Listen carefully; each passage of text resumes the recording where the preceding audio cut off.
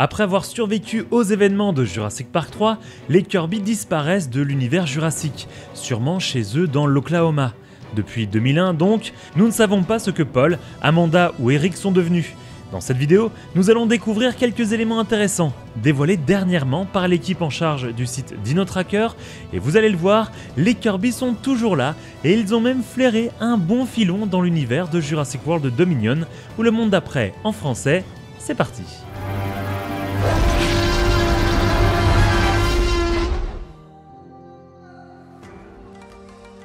En 2001, après avoir été sur Sorna pour récupérer leur fils Eric, Paul et Amanda retournent sur le continent avec Billy et Alan grâce à Ellie Sattler. On sait, grâce au site Dinosaur Protection Group, que les rescapés ont dévoilé des informations sur les recherches secrètes d'InGen et du Dr Wu au gouvernement, mettant en avant que l'entreprise, fraîchement rachetée par Masrani, avait enfreint le Gene Act Guard. Aussi, ils dévoilent de nouvelles informations sur l'intelligence des Raptors qui conduira à la mise en place du projet Hybris par Vic Hoskins. Cependant, en dehors de ces éléments, sûrement partagés par Alan Grant et Billy, plus spécialistes entre guillemets de ces questions de génétique et de dinosaures que les Kirby, qui ont pu néanmoins confirmer ces dires, nous n'avons eu plus aucune nouvelle de cette famille depuis plus de 20 ans. Il y avait bien le trio de livres appelé Jurassic Park Adventures, présentant quelques éléments supplémentaires lors du film Jurassic Park 3 et avant Jurassic World. Alors oui, ce que je vous montre ici sont bien les couvertures officielles des livres, et oui, on dirait de vieux photomontages faits sur Paint. Ouais, c'est moyen quand même. Dans le premier tome de cette série, appelé Survivor, on découvre qu'il s'agit d'un livre écrit à la première personne par Eric après son témoignage devant l'Assemblée Générale des Nations Unies.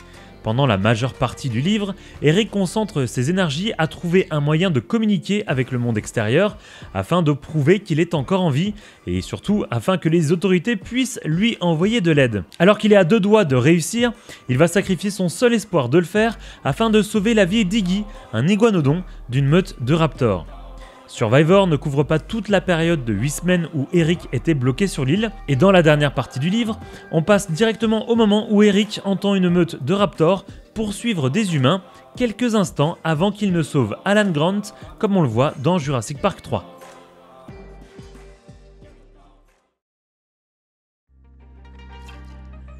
Dans le second tome, appelé Prey, on apprend qu'Alan Grant fait partie d'un projet de l'ONU visant à protéger les dinosaures d'Isla Sorna. 6 semaines après les événements de Jurassic Park 3, il est un petit peu contre son gré forcé de retourner sur l'île pour coordonner une équipe de scientifiques et d'autres experts dans une station de rangers et décider à rétablir l'équilibre de l'écosystème des dinosaures en déplaçant certains prédateurs dans d'autres parties de l'île. Dans cette histoire, Eric Kirby fait chanter Alan Grant pour qu'il le laisse revisiter l'île. Alan accepte mais trompe Eric en l'emmenant là où il n'y a pas d'opération sur l'île. Pendant ce temps, un groupe d'adolescents dirigé par Simon Tunney, 18 ans, tente de filmer les dinosaures sur l'île afin que lui et ses amis deviennent des célébrités, tout comme l'a fait Eric, semble-t-il, puisqu'il est devenu une sorte de célébrité après avoir écrit Survivor. Grant et son équipe vont dans la jungle et tentent de les trouver, tandis qu'Eric s'échappe du quartier général pour les trouver lui-même. Eric tente du coup de les convaincre d'aller au quartier général de Grant, mais Simon refuse de peur que Grant ne confisque ses images et continue son voyage avec ses amis. En colère, Eric les suit, sachant qu'ils entrent maintenant sur le territoire des plus grands prédateurs. Eric sauve Simon d'une attaque de Carnotaurus et ces derniers sont chassés par toute l'équipe de Grant.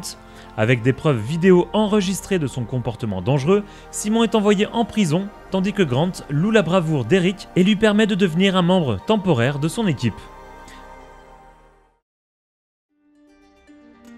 Enfin, dans le troisième tome, appelé Flyers, Eric, sa mère Amanda et Alan Grant se rendent au studio Universal à Orlando, en Floride, où ils ont été invités à raconter au monde entier leurs aventures à Isla Sorna.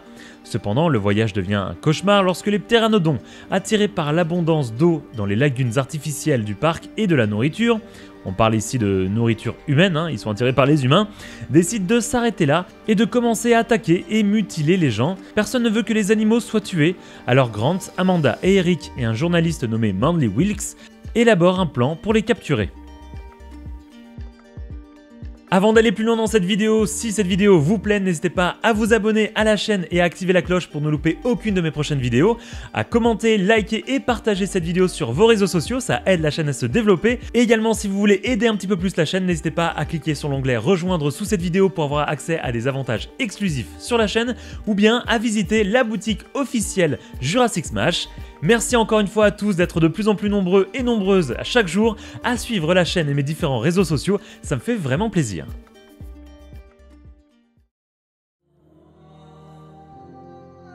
Ces 3 livres dévoilent plusieurs informations sur la vie des Kirby après les événements de Jurassic Park 3. Heureusement, ou malheureusement, selon votre point de vue, ces 3 livres ne sont pas canons à l'univers des films, bien que le premier, Survivor, dévoile des informations intéressantes sur le film, comme la mort de Ben Hildebrand par exemple.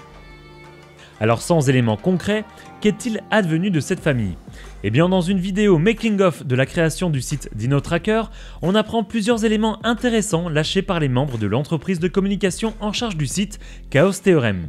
Tout débute lorsque les premières vidéos sont tournées par le site DinoTracker. Lors d'une vidéo où l'on voit un compi dans une cage, le plan original comportait un sticker d'une marque.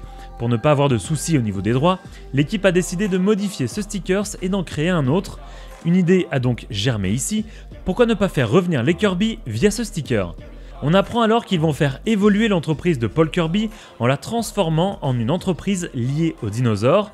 Leur survie ayant été médiatisée lorsqu'ils ont réussi à s'échapper de Sorna, on apprend alors que la famille a décidé de monétiser leurs connaissances via cette nouvelle organisation qui s'occupe de consulting lié à la sécurité dans un monde entre guillemets de dinosaures, de relations publiques ou encore, et là c'est un clin d'œil à Jurassic Park 3, la revente d'articles de pêche.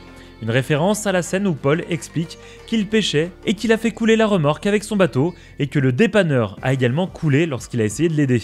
Ces activités sont cohérentes avec ce que la famille a traversé, même si les créateurs du sticker ont annoncé que tous ces éléments étaient à chaque fois des activités où on ne verrait pas la famille faire du bon travail.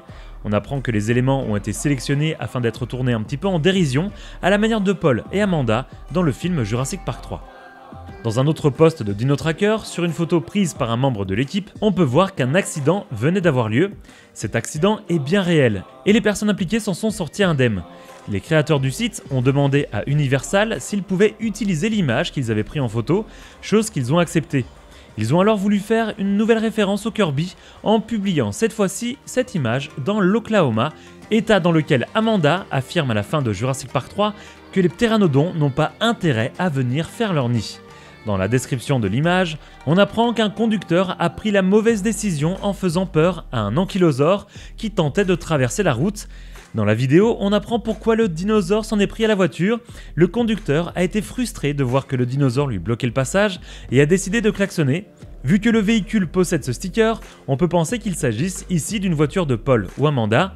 Cela montre que les Kirby ne sont pas de bons consultants en sécurité dans un monde de dinosaures. Un comble pour une boîte de consulting de sécurité dans un monde de dinosaures.